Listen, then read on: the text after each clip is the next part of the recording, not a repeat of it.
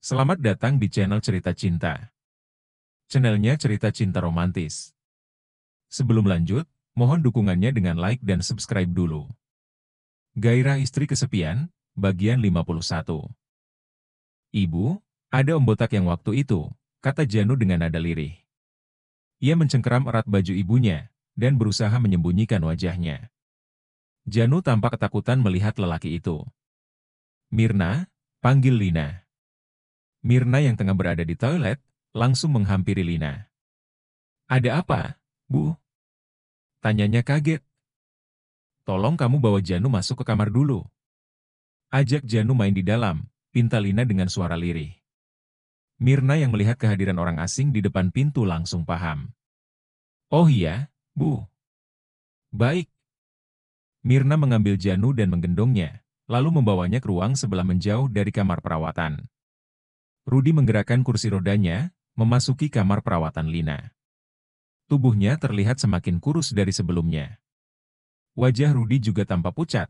Ia mendekatkan diri ke sisi ranjang tempat Lina duduk. Kemarin aku tidak sengaja melihat Trian di sini. Aku tahu dari perawat kalau kamu juga dirawat di sini, kata Rudi. Ah, ya. Aku sedikit kurang sehat. Kemarin kelelahan jadi harus dirawat, jawab Lina. Aku dengar kamu sedang hamil. Lina terdiam. Padahal baru kemarin ia dinyatakan hamil, tapi beritanya sudah sampai ke telinga Rudi juga. Sepertinya, ia harus meminta segera pulang dari rumah sakit yang sama dengan Rudi. Atau kalau ia masih perlu dirawat, ia ingin pindah rumah sakit lain. Asalkan tidak satu rumah sakit dengan mantan suaminya itu. Kamu benar-benar sudah menikah dengan Trian? Tanya Rudi memastikan. Lina merasa tak bisa menghindar dari pertanyaan itu. Ia heran saja, dari mana Rudi tahu kalau dirinya sudah menikah dengan Trian. Aku tidak tahu, apa penting untuk kamu tahu tentang ini. Tapi, aku akan menjawabnya. Iya, aku sudah menikah dengan Trian sekitar 1 bulan yang lalu. Rudi tampak tersenyum getir. Kenapa bisa begini? Kenapa kalian tiba-tiba bisa menikah? Gumamnya heran. Rasanya Rudi tak bisa berkata-kata. Ia tidak percaya, Lina menikah dengan Trian yang pernah menjadi tetangga mereka. Memang salahnya di mana? Kami sama-sama single dan merasa saling cocok. Kamu benar-benar tidak mau kembali padaku? Tanya Rudi dengan nada sedikit kesal. Apakah kabar pernikahan itu kurang memberi penjelasan untukmu? Rudi membuang muka. Ia tidak menyangka, Lina sudah benar-benar membuangnya. Kamu tidak kasihan padaku, Lina? Kondisiku seperti ini. Rudi menunjukkan wajah memelasnya. Kasihan. Aku sangat kasihan melihat kondisimu, kilah Lina. Tapi, mau bagaimana lagi? Kamu yang memilih sendiri, jalan hidup yang membuatmu seperti sekarang. Aku tidak bisa melakukan hal, selain memberikan rasa empati dan keprihatinan. Rudi, daripada kamu terus fokus pada kehidupan mantan istrimu ini. Bukankah lebih baik, kamu fokus dengan kondisi kesehatanmu sendiri? Rudi terkekeh. Mau fokus pada apanya lagi, Lina? Aku hanya menunggu mati saja, ucapnya pesimis. Tidak ada yang tahu takdir seseorang selain Tuhan, Rudi. Selagi masih hidup, berpikirlah optimis. Pasti ada harapan. Yang terpenting kamu sudah sadar, dan tidak mengulangi hal yang dulu lagi. Belajar menerima dirimu sendiri, belajar menerima keadaan. Sungguh aku selalu mendukungmu untuk menjadi lebih baik, Rudi. Meskipun kita sudah tidak bersama lagi, tetaplah menjadi orang baik. Aku tahu kamu orangnya penyayang. Jadi, sayangi dulu dirimu sendiri. Percayalah, kamu bisa sembuh. Perkataan Lina membuat Rudi sedikit lebih tenang. Kini ia menyesal, kenapa dulu menyia-nyiakan wanita sebaik itu. Seharusnya dia tidak serakah dan lebih cepat insaf dari perbuatannya. Seandainya hal itu dilakukan, Lina pasti masih menjadi istrinya. Suara ketukan pintu membuyarkan keheningan di antara keduanya. Saat pintu terbuka, muncul Pak Gading bersama 2 orang polisi. Perasaan Lina mendadak tidak enak. Kalau begitu, aku mau kembali ke kamarku, Lina. Rudi yang peka terhadap situasi memilih pamit. Jaga kesehatanmu. Semoga lekas sembuh, ucapnya. Lina mengangguk. Terima kasih, kamu juga. Semoga lekas sembuh. Rudy menggerakkan kursi rodanya meninggalkan ruangan Lina. Hatinya bertanya-tanya, kenapa sampai ada polisi masuk ke ruangan Lina. Tapi, ia tidak terlalu ingin memikirkannya. Pak Gading mengajak kedua polisi itu masuk ke dalam. Ia menutup pintu ruangan tersebut, agar tidak ada orang lain yang masuk. Ada masalah apa, Pak? Tanya Lina penasaran. Melihat gelagat Pak Gading, apalagi datang ditemani polisi. Ia yakin, ada masalah serius yang terjadi. Ibu Lina, tolong jangan terlalu panik. Saya ingin menyampaikan sesuatu yang kurang mengenakan, kata Pak Gading. Mendengar hal itu, tentu saja Lina semakin resah. Ia semakin yakin, sesuatu telah terjadi kepada suaminya. Debaran jantungnya terasa lebih cepat. Ini kenapa? Ada apa, Pak? Apa yang terjadi pada Trian? Tanya Lina panik. Pak Gading tampak ragu untuk mengatakannya. Ibu Lina, Pak Trian mengalami kecelakaan. Napas Lina seakan terhenti saat mendengarnya. Di mana? Di mana Trian sekarang? Dengan tangan gemetaran, Lina hendak melepaskan selang infus dari tangannya. Untung saja Pak Gading mencegahnya. Sabar, Bu Lina. Jangan gegabah seperti ini. Anda juga dalam kondisi yang kurang baik, Pak Gading berusaha menenangkan. Mana bisa saya tenang, Pak? Suami saya kecelakaan. Bentak Lina. Ia berusaha memberontak, dan tetap ingin melepaskan selang infusnya. Kedua polisi yang ada di sana membantu, agar Lina tidak melakukan hal nekat itu. Ibu Lina, tenangkan diri dulu. Pak Trian masih hidup. Ucapan Pak Gading, membuat Lina sedikit lebih tenang. Meski demikian, ia tetap saja cemas. Orang kecelakaan tidak mungkin baik-baik saja. Dokter sudah berusaha menangani Pak Trian dengan sebaik mungkin. Pak Trian berhasil selamat. Tapi, kondisinya memang belum sadarkan diri. Lina menghela napas panjang. Pak Gading, tolong bawa saya menemui Trian, pinta Lina. Baik. Ibu Lina mau memakai kursi roda? Tidak. Aku masih sanggup berjalan, ambilkan saja tiang infus itu. Lina menunjuk ke sudut ruangan. Salah seorang polisi itu bergegas mengambilkannya, dan memindahkan cairan infus Lina ke tiang beroda tersebut.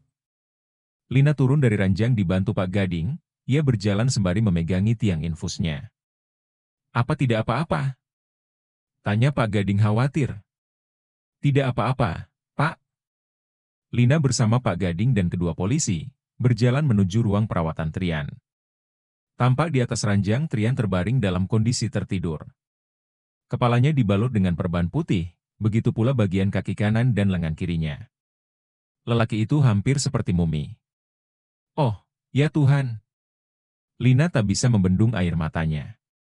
Ia terduduk lemas di samping ranjang, sambil memegangi jemari suaminya. Pak Gading, Trian baik-baik saja, kan? Tanya Lina memastikan. Iya, Ibu. Pak Trian sudah melewati masa kritisnya. Hanya saja kata dokter, dalam beberapa hari ke depan, mungkin Pak Trian baru akan tersadar. Kepala Pak Trian mengalami benturan keras, yang menyebabkan trauma otak. Kemungkinannya juga, Pak Trian bisa mengalami amnesia atau hilang ingatan. Lina mengernyitkan dahi. Kondisi suaminya yang sekarang juga masih hilang ingatan. Kalau kecelakaan tersebut membuat sang suami hilang ingatan lagi, ia jadi khawatir Trian tak akan mengenalinya. Kalau Ibu Lina ingin mengetahui detail peristiwa kecelakaannya, Pak Polisi ini siap memberikan penjelasan, kata Pak Gading. Lina mengangguk-angguk. Jadi, kenapa suami saya bisa kecelakaan, Pak? Tanyanya penasaran. Ia heran sekali, mengapa suaminya bisa kecelakaan. Trian meminta izin untuk datang ke kantor sebentar, karena ada urusan penting. Katanya setelah urusannya selesai, ia akan langsung kembali ke rumah sakit. Trian juga berjanji akan membelikan Janu Pizza. Padahal, jarak kantor dan rumah sakit tak terlalu jauh. Pak Trian mengalami kecelakaan. Di Jalan Cipta Kenangan sebelum perempatan, kata Pak Polisi. Lina semakin penasaran, jalan itu tepat di depan perusahaannya. Lalu lalang kendaraan di sana tak pernah padat, bahkan tergolong sebagai akses jalan yang paling aman di kota tersebut. Apa ada truk ugal-ugalan? Bukannya truk atau mobil box dan kontainer yang besar-besar dilarang melintas di ruas jalan itu? Benar, Ibu. Kecelakaan ini hanya melibatkan mobil dan motor saja. Dari analisa rekaman CCTV, awalnya ada mobil yang menyerempet bagian belakang mobil Pak Trian. Mobil Pak Trian hilang kendali, naik ke trotoar, sampai akhirnya terbalik. Dan mengenai beberapa mobil dan motor lain yang kebetulan melintas di sana. Beruntung tidak ada korban jiwa dalam kecelakaan tersebut. Mudah-mudahan Pak Trian juga bisa segera pulih. Total korban ada sekitar 18 orang, mulai dari luka ringan sampai yang terparah Pak Trian sendiri. Semua korban kami bawa ke rumah sakit ini untuk mendapatkan perawatan yang intensif. Lina masih tidak menyangka suaminya akan menjadi salah satu korban kecelakaan. Ada nama Arjun di salah satu daftar korban juga, sahut Pak Gading. Hah? Lina seakan tidak percaya dengan apa yang didengarnya. Aneh saja rasanya, mengetahui Arjun masih ada di kota itu. Oh, Pak Arjun, ya? Beliau juga salah satu korban yang cukup parah lukanya. Mobilnya juga sampai ringsek karena menabrak pohon. Untungnya masih selamat, ujar Pak Polisi. Pak Gading sudah menghubungi ayah dan ibu apa belum? Tanya Lina penasaran. Sudah, saya sudah menghubungi Pak Ardo dan Ibu Melisa. Kemungkinan malam ini mereka akan sampai, jawab Pak Gading. Lina menatap wajah Trian dengan sendu. Memang, tidak ada yang tahu kapan musibah itu akan datang. Padahal, kemarin mereka baru mendapatkan kabar bahagia karena kehamilannya. Ibu Lina, kami akan melaporkan penyelidikan lebih lanjut terkait kecelakaan ini. Jika ada informasi lain, kami akan datang lagi untuk mengabari, kata Pak Polisi. Oh iya, Pak.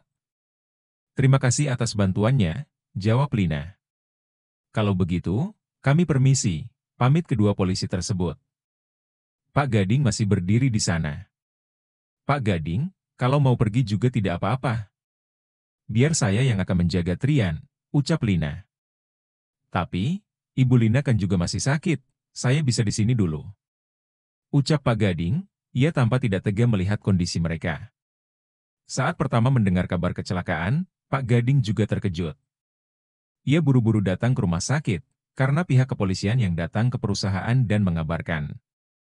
Ia juga yang menunggui proses penjahitan luka di kepala Trian, beruntung nyawa atasannya itu bisa diselamatkan. Tidak apa-apa, Pak. Saya di sini juga bersama pengasuh dan sopir. Nanti saya suruh Pak Sony ke sini untuk menemani juga. Pak Gading pasti masih banyak pekerjaan yang belum terselesaikan di kantor. Saya titip perusahaan ya, Pak, pinta Lina. Ah, ya, kalau begitu. Baiklah. Saya akan kembali ke kantor, pamit Pak Gading. Suasana menjadi hening saat semuanya telah pergi. Lina mencium pipi suaminya dan memberikan pelukan. Sayang. Jangan lama-lama tidurnya, ya. Aku khawatir sekali, lirihnya sendu. Oh maaf. Janu berlari menghampiri Melisa. Dengan bahagianya, ia memeluk sang nenek yang baru tiba dari luar kota. Melisa datang bersama Ardo, setelah dikabari jika Trian mengalami kecelakaan. Aduh, baru saja kalian kembali sudah ada kejadian seperti ini. Makanya, kalian seharusnya tinggal saja bersama kami. Gerutu Melisa riwo. Betapa hatinya sangat gemuruh saat mendapat kabar Trian mengalami kecelakaan. Ia teringat kejadian terdahulu, di mana Trian hampir tidak terselamatkan nyawanya. Ibu, ayah, Lina menyalami kedua mertuanya. Bagaimana kondisi Trian? Tanya Ardo penasaran. Dia masih belum sadar. Tapi kata dokter tidak perlu khawatir, karena Trian sudah melewati masa kritisnya. Ardo sedikit lega mendengarnya. Sebagai seorang ayah, ia juga ikut khawatir dengan kondisi putranya. Antar kami ke kamar Trian. Pinta Melisa horor. Lina mengangguk. Ia mengajak mertuanya masuk ke area lobi rumah sakit dan menuju ke arah lift. Lantai perawatan Trian ada di lantai 20. Kata Trian kamu sedang hamil. Tanya Melisa penasaran. Lina mengangguk, ia tersenyum canggung. Ia tidak menyangka, Trian akan menceritakan hal itu kepada orang tuanya dengan cepat. Sudah berapa bulan kandungannya? Tanya Melisa lagi. Baru 7 minggu kata dokter. Oh, Melisa mengangguk-angguk. Tapi, kali ini kalian tidak membuatnya duluan, kan? Ibu. Bicaranya itu loh. Ada Janu. Tegur Ardo kesal. Lina semakin canggung mendengar sindiran ibu mertuanya. Pintu lift terbuka. Mereka keluar dan berjalan beberapa langkah, hingga sampai di kamar perawatan Trian. Janu turun dari gendongan Melisa, dan berlari menghampiri pengasuh yang telah menunggunya. Mirna mengajak Janu untuk masuk ke dalam ruangan lain agar tidak mengganggu mereka. Aduh, kasihan sekali putraku. Melisa langsung memeluk Trian. Ia tidak tega melihat kondisi putranya, yang seperti itu untuk kedua kalinya. Kenapa dia bisa kecelakaan lagi seperti ini? Trian. Jadi bagaimana kejadiannya? Tanya Ardo penasaran. Aku juga kurang tahu detailnya, ya. Katanya mobil Trian tertabrak mobil lain dari belakang, sampai akhirnya terbalik setelah naik trotoar. Lina menjelaskan berdasarkan keterangan dari polisi. Lalu, apa kata dokter? Apa ada lukanya yang serius? Bagaimana dengan kepalanya? Melisa ikut menyahut.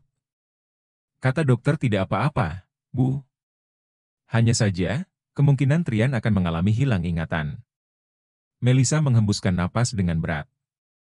Ia pasrah melihat kondisi Trian yang seperti itu. Lina, kamu jangan kelamaan berdiri. Ayo duduk. Melisa menarik tangan Lina, agar ikut dengannya ke arah sofa. Ia mengajak menantunya untuk duduk bersama di sana. Lina tampak heran dengan perbuatan sang ibu mertua, yang tiba-tiba menarik tangannya. Kamu kan sekarang sedang hamil. Coba perbanyak minum asupan vitamin supaya bayinya sehat. Dengan semangat, Melisa mengeluarkan oleh-oleh yang dibawanya untuk Lina dari dalam tas. Ini kapsul untuk penambah darah, ini vitamin D, ini kalsium, ini susu yang bagus untuk ibu hamil. Ini camilan sehat kalau kamu merasa lapar. Terus, ini ada vitamin pelancar ASI, kalau nanti kamu sudah melahirkan dan menyusui. Dan ini supaya badanmu tetap bagus setelah melahirkan. Terus ada ini. Ini. Lina hanya menyimak ucapan ibu mertuanya, meskipun tidak ingat apa yang dikatakannya. Padahal, saat hamil pertama, keadaan Lina sangat memprihatinkan. Tidak ada orang yang memperhatikannya. Bahkan, ia tetap harus bekerja untuk mendapatkan penghasilan. Sekarang, ibu mertua yang tidak terlalu menyukainya itu bisa memberikan perhatian yang besar terhadap kondisi kehamilannya. Ia bahkan agak takut menyambut kehadiran mertuanya, karena takut disalahkan atas kecelakaan yang menimpa Trian. Pati, ternyata mereka tidak menyalahkannya. Orang tua Trian tak seburuk apa yang ia takutkan.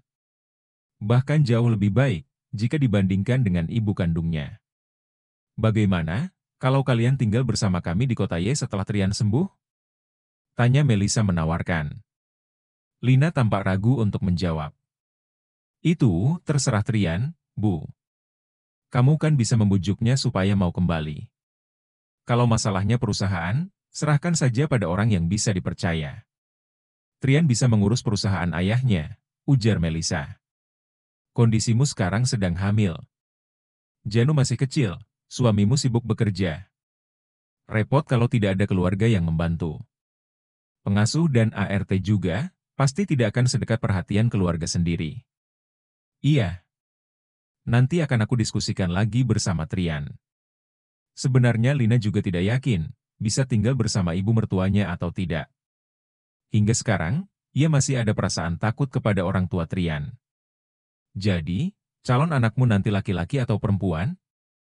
Tanya Melisa penasaran. Belum tahu, Bu. Ini kan baru 7 minggu. Melisa menepuk dahinya sendiri. Ah, iya. Ibu kira sudah 4 bulan.